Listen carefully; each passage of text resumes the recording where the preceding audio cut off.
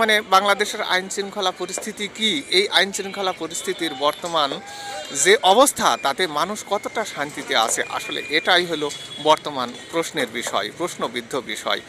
আমরা এখন যে অবস্থানে অবস্থান করতেছি, এই অবস্থানটা সাধারণ মানুষের জন্য কতটা নিরাপদ, আইন শৃঙ্খলা পরিস্থিতি কতটুকু সক্রিয়, আইন শৃঙ্খলা পরিস্থিতির ভূমিকা কতটুকু, আর মানুষকে কতটুকুই বা নিরাপত্তা দিতে পারছে, আসলে প্রশ্নবিদ্ধ বিষয়।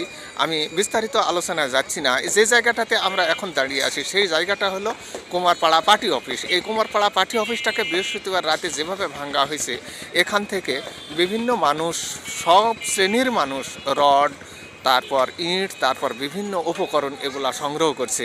আসলে বিষয়টা এরকম যে মগের মূল্যক নাকি, কেন সংগ্রহ করছে, কেনই বা এই সুযোগ দেওয়া হলো, কেনই বা এরকম পরিস্থিতির সৃষ্টি হচ্ছে, কেনই বা আইন শৃঙ্খলা পরিস্থিতির এরকম পরিস্থিতি দাঁড়াইছে, জনসাধারণ এখানে কি কতখানি নিরাপদে অবস্থান করছে, সত্যি এই প্রশ্নগুলাই মাথার ভিতরে